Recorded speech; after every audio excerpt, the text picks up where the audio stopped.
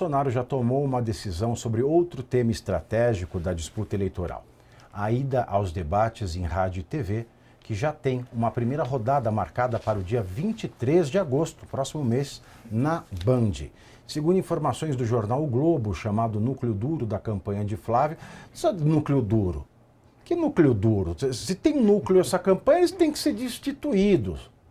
Porque a célula não faria mitose a depender desse núcleo. Não é só se for um núcleo aloprado, núcleo maluco. Porque a campanha do Lula estagnou. O candidato Flávio, ou o pré-candidato, agora já candidato, você já pode falar que é candidato, nessa loucura de lei eleitoral que não serve pra porra nenhuma também. Com o Lula estagnado, ele tinha chance de estar surfando agora um momento belo de campanha, apesar de todos os pesares. Mas não tem núcleo duro. Mas esse núcleo duro, aí eu não sei se esse povo quer atrapalhar ou ajudar. Mas esse núcleo duro, que dizem, o Globo, o núcleo duro da campanha do Flávio, decidiu que ele só vai aos debates em que a participação de Lula for confirmada. Se Lula for, Flávio vai. Nesse primeiro debate, a Band aguarda a presença tanto de Flávio quanto de Lula, que, já que essas duas campanhas participaram de reuniões preparatórias e concordaram com as regras. Mas isso não quer dizer que ele vai ou não também. A decisão da campanha de Flávio levou em conta o fato de haver múltiplas candidaturas de direita na disputa do primeiro turno, num contexto em que todas as pesquisas mostram que o mais provável é que haverá segundo turno entre Flávio e Lula.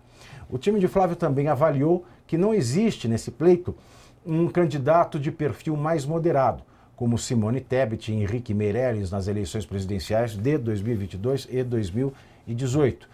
E que com Zema, Renan e Caiado vai ser difícil criar um diálogo que ajude a atrair o eleitor indeciso para a candidatura do PL. É claro, só faltava ele ter...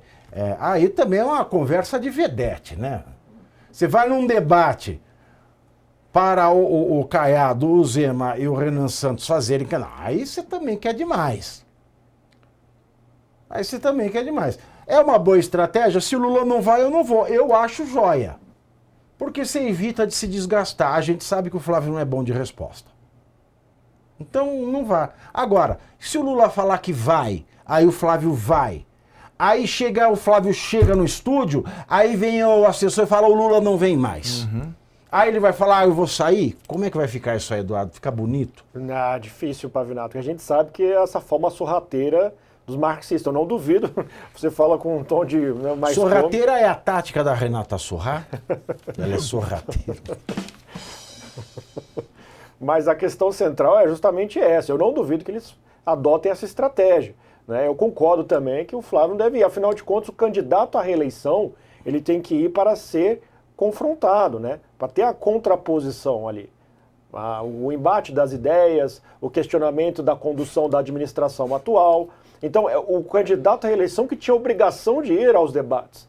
Vai ficar lá aquele chá de comadre, aí começa um a atacar o outro para tentar crescer nas pesquisas, é difícil, você só vai desgastar mesmo, eu concordo.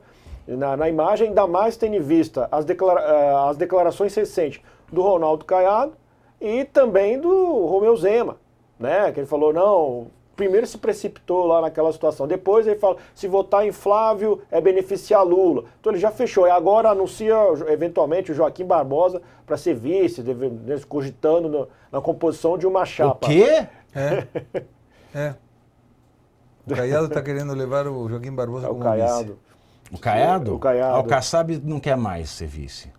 O Kassab é o Kassab, né? Kassab, O Kassab é o Kassab. Então aí você fica nessa situação. Para mim ele está correto em não ir, exceto se o Lula for, mas corre esse risco mesmo dessa estratégia sorrateira dos marxistas. Olha, eu acho sinceramente, Eduardo e Segré, que no primeiro turno não convém ao Flávio ir em nenhum debate. Em primeiro lugar, por quê? São altas as probabilidades do Lula não comparecer, mesmo dizendo que vai comparecer. Se o Lula não comparecer, todo mundo vai centrar fogo no Flávio. Sim. Porque nós temos 3 pessoas aos quais não interessa debaterem entre si, mas interessa usarem o Flávio como escada para melhorarem um pouco a sua situação e se tornarem mais competitivos para qualquer outra coisa nas eleições de daqui a 2 anos, as eleições municipais. Bom, se o Flávio não for e for o Lula, o cenário é ideal, porque é um débil mental conversando com 3 pessoas que sabem debater. Porque, diferentemente, então vamos falar, com todo respeito ao padre Kelman, né? Com todo respeito a Cabo Daciolo, nós não temos esse outro, não temos esse perfil de candidato que vai no debate. O Caiado é puta véia da política. E não tá embargado pelo álcool igual o Lula. O Romeu Zema é um cara bom de negócio. Um mineiro bom de negócio. E o Renan é assustadoramente inteligente. Isso não é necessariamente um elogio. Então vai ser um ambiente ruim para o Lula.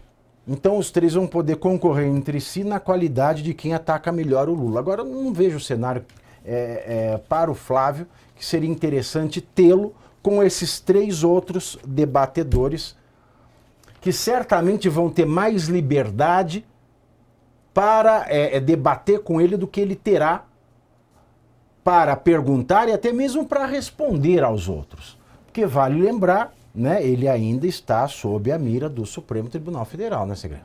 Sim, aí está observando aqui a audiência muito ligada que o Joaquim Barbosa iria com Zema, não com Caiado. Então, desculpa pelo erro para a nossa audiência.